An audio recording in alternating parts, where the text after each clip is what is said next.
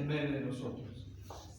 Gracias por esta celebración, por este emotivo momento en el cual venimos a adorarte, Señor.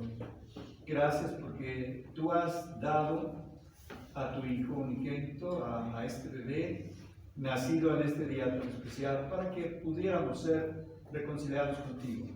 Bendice a tu pueblo, Señor, y si hay alguien aquí que no está reconciliado con Dios a través del niño Jesús, que pueda estarlo, Padre, que pueda abrir su corazón y poder recibirlo en este hermoso día.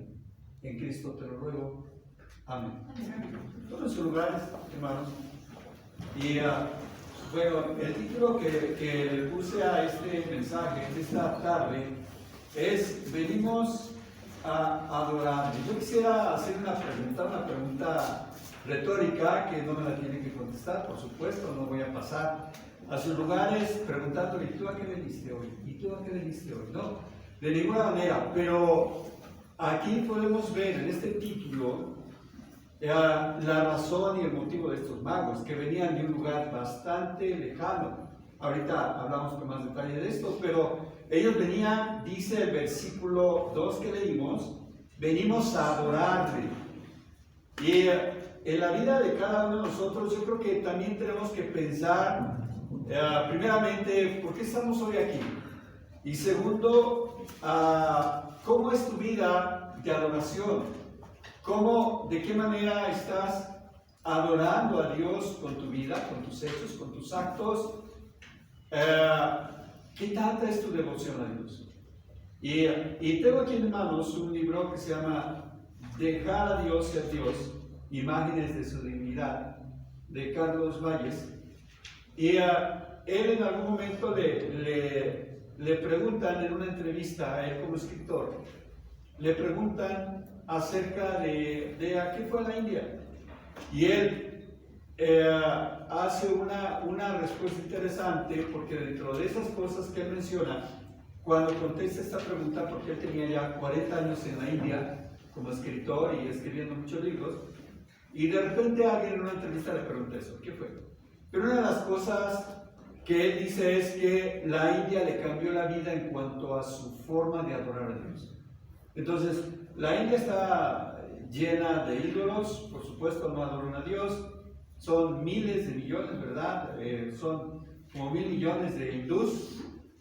Seguramente hay convertidos, pero sucede como aquí en México, ¿no? 160 o 130, no sé cuántos vamos ya, millones de habitantes, pero el 90% es católico y el 10% es de otras denominaciones. Imagínense la India, 1,000 millones de hindús. Y allá él dice que fue la oportunidad también para conocer y para acercarse a Dios. Y una de las preguntas que nos hace este escritor, Carlos Valles, dice: dime a qué Dios adoras y te diré quién eres. Y nosotros podríamos decir: yo vine a adorar a Dios. Pero el resto de la semana, o el resto de los 364 días, ¿a quién adoras?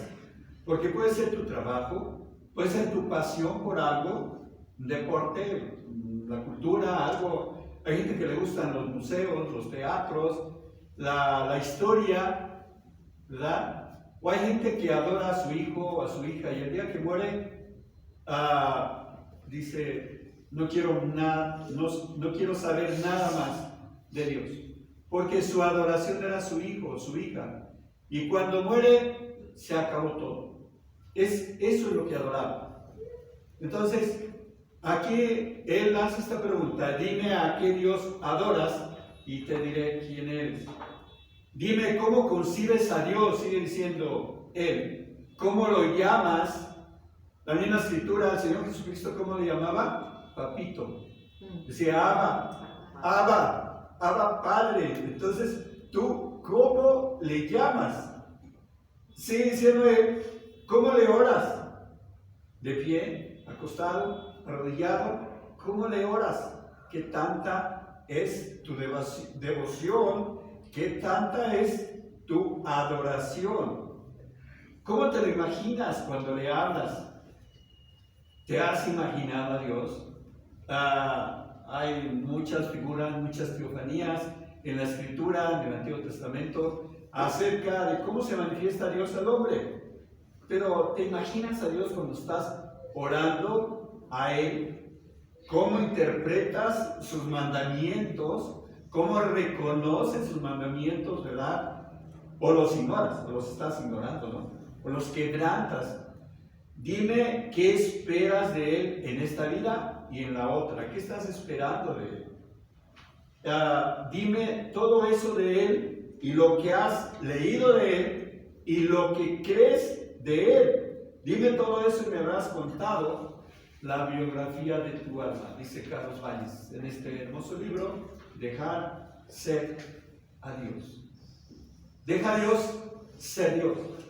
Y aquí estos personajes que vienen aquí en la narrativa de Mateo, es hermosa esta narrativa. Lucas me encanta también, es una hermosa fiesta, una hermosa festividad, que son los dos autores que hablan acerca de la natividad. Y aquí dice el versículo 1, pongamos atención a los detalles. Vamos a ir dividiendo por secciones estos 12 versículos que hemos leído, o a secciones, o actos, o eventos. El primer evento está en los 2 primeros versículos, yo así lo dividí. Y veamos primeramente, el versículo 1 nos habla y nos dice: cuando Jesús nació en Belén de Judea, en días del rey Herodes, vinieron del oriente a Jerusalén unos magos. Pongan atención a los detalles. Número 1, nace en Belén. Dice, si se pusieron atención, en Miqueas capítulo 5 que leímos. ¿Cuántos leímos? ¿Cuántos versículos leímos? ¿Se acuerdan? 4 nada más. Pero uno de los versículos decía estas mismas palabras, porque dice acá, uno de los versículos habla como está escrito en el profeta, el versículo 6, ¿no? Y tú, Belén, el versículo 6, nos da como una referencia de lo que ya decía en la antigüedad. Entonces, Miqueas es escrito más de 400 años antes de Mateo. Entonces, se está pronosticando, se está dando una profecía, más que pronóstico, una profecía de lo que iba a venir. Y aquí en Miqueas, en el capítulo 4, era el capítulo 5, perdón, uno de los versículos dice el 2, que dice: pero tú Belén, Éfrata. Y Éfrata está en la región de Judea, y Éfrata era un distrito en este momento, ¿verdad? De la historia de Israel, de la historia de Jerusalén. Entonces recordemos que esto está en el reino del sur, porque hay un reino del norte también, sabemos, no me voy a entretener en eso, pero aquí entonces nos está dando algunas pistas. Lucas es muy detallista, pero Mateo está siendo detallista en algunos aspectos. Entonces, aquí está diciendo el versículo 2, diciendo: ¿dónde está el rey de los judíos? Estos magos de oriente que menciona el versículo 1 dicen: ¿dónde está el rey de los judíos? Y que ha nacido, porque su estrella hemos visto en el oriente y venimos a adorarla. O sea, pongamos atención a estos versículos. Número 1, ¿quién era el rey en ese momento? Herodes. Herodes era un rey que estaba, Herodes tetrarca, que reinaba en varias secciones, y entre ellos Judea. Era una de las 4 secciones o 4 partes, territorios que él reinaba. ¿Quién fue el último rey antes de Herodes? En el reino del sur, vayámonos hasta el reino del sur. ¿Quién fue el último rey? Fue Sedequías. Entonces, después de este rey no hubo rey. Es más, por ahí los libros apócrifos hablan un poquito acerca de toda esta etapa y todo este periodo. Pero entonces, va a venir un rey, sí, del linaje de David, sí, nacido en Belén de Judea, también lo avisa Miqueas, y bueno, otros textos también. Y aquí está ocurriendo la profecía. Y estos personajes que vienen aquí, no sabemos si eran 3, no dice cuántos, nada más habla en plural, dice magos que vinieron del oriente. Entonces, se supone que vienen de Mesopotamia, o sea, la tradición dice que venían de esa región, de Mesopotamia, de Babilonia, 1300 kilómetros de distancia. ¿Cuánto calcula uno de 1300? Yo no sé cuánto hay de aquí a Guadalajara, son como 5 o 6 horas. De aquí a Acapulco son como 580 kilómetros, el doble de esa distancia. Y más todavía, ¿no? 1300 kilómetros. Ahora, vean ustedes esta primera sección, los buscadores. En esta primera sección yo le he puesto los buscadores. Hombres de Oriente que vienen buscando a un rey del cual habla la profecía. Ellos conocían seguramente la profecía. Vamos a Daniel 2:48. Alguien que lo pueda leer, por favor. Daniel 2:48. ¿Qué dice ahí? Daniel, por favor, léelo. Daniel.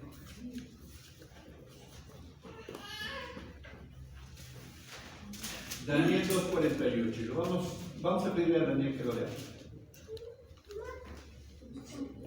La palabra de Dios dice: entonces el rey engrandeció a Daniel y le dio muchos honores y grandes dones, y le hizo gobernador de toda la provincia de Babilonia y jefe supremo de todos los sabios de Babilonia. Ajá. ¿Relaciona usted este versículo con lo que estamos tratando o no? Quiero decirles que estos magos, también otra traducción los menciona como sabios de Oriente. Ahora, entonces, este varón, Daniel, estuvo en la cautividad y seguramente dice que él fue puesto sobre todos esos sabios.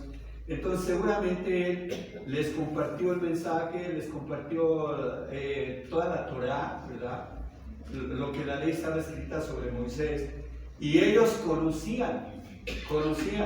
Entonces miles de años antes ya habían sido notificados de todo esto. Entonces ellos sabían.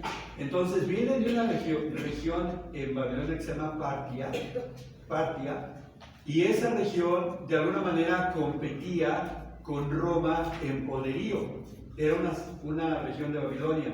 Entonces hay aquí una relación porque Herodes se siente amenazado. O sea, vienen unos reyes de Partia, de Babilonia, y bueno, quién sabe qué quieren. Veamos más adelante todas las consecuencias de todo esto. Entonces, aquí podemos darnos cuenta de algo importante. O sea, estos son buscadores de tesoros, ¿verdad? Buscadores de un rey, y venían a adorarle. Ellos mismos, sabios, quizás tenían su propio rey allá, en Persia, en Babilonia, en Asiria, de donde venían, pero vienen a adorar a un rey del que habla la profecía. Entonces, ¿qué hay de los maestros religiosos? ¿Qué hay de aquellos que sabían la profecía? Porque no me digan que ellos, como maestros de la ley, no la sabían y que la desconocían. Jesús mismo le dice a Nicodemo, ¿no? O sea, tú eres maestro de la ley y no sabes de lo que te estoy hablando. Seguramente algunos sí sabían lo que dice Miqueas, lo que dice Zacarías, lo que dice Salmo 2, lo que dice toda la profecía acerca de nuestro Señor y Salvador, lo que dice Malaquías. Pero sin embargo, ellos que estaban a 9 kilómetros, porque Belén estaba a 9 kilómetros de Jerusalén, donde estaba la élite judía, los sacerdotes, los fariseos, los saduceos, los escribas, y ellos sabían y no vinieron. Ellos sabían y no buscaron. ¿Se da cuenta de la importancia? Hay lugares en los que la gente tiene a la iglesia enfrente de su casa y no cruza la calle para entrar. Y hay gente que viene de 10 kilómetros de lejos, o 20 kilómetros, o 25, o 30, o 50, o 100. Estoy hablando de la sierra, ¿verdad? Y viene a adorar, son buscadores. Qué maravilloso. La misma escritura nos habla en 4, ¿no? En Juan 4, que Dios es espíritu, y los que le adoran en espíritu y en verdad es necesario que le adore. Así que seamos verdaderos buscadores. Estamos buscando de lo bueno al estar hoy aquí, pero ¿qué estamos buscando cuando no estamos aquí? Y decimos, ¿iré yo a la iglesia o no iré? Pero bueno, se lo dejo para reflexionar. Y entonces a estos buscadores no les importó la distancia, no les importó el costo. Si usted va a hacer un viaje de 1300 kilómetros, tiene que llevar pan, tiene que llevar agua, tiene que llevar lo que usted acostumbra a comer, atún, bolillos, no sé, miel. Entonces implica una inversión, implica un costo, implica calor, implica distancia, cansancio. Tienen que ir al lomo de animal, quizás, de los camellos, de las mulas, de los burros, yo no sé, pero no había los medios que hay hoy para cubrir 1300. Hoy tomas un avión y en una hora estás, hora y media, ¿no? Entonces, aquí estos eran personajes importantes que venían desde lejos. Y muy probablemente estos eran descendientes de aquellos sabios de los que se menciona en Daniel, en el capítulo 2, versículo 48. Entonces, ellos vienen porque conocen los detalles. ¿Y vienen a qué? A adorar. Esa es la segunda sección, los adoradores.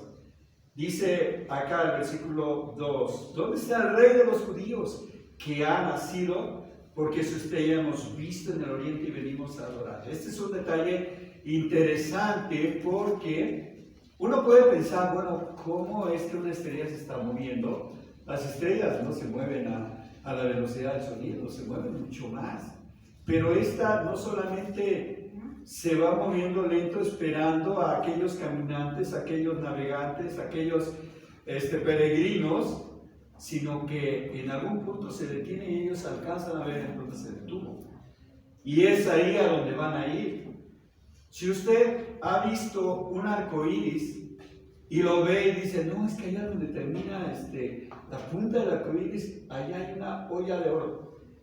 Y tú puedes seguir por horas el arco iris y jamás vas a ver en dónde apunta, a qué lugar apunta, así que nunca vas a encontrar nada.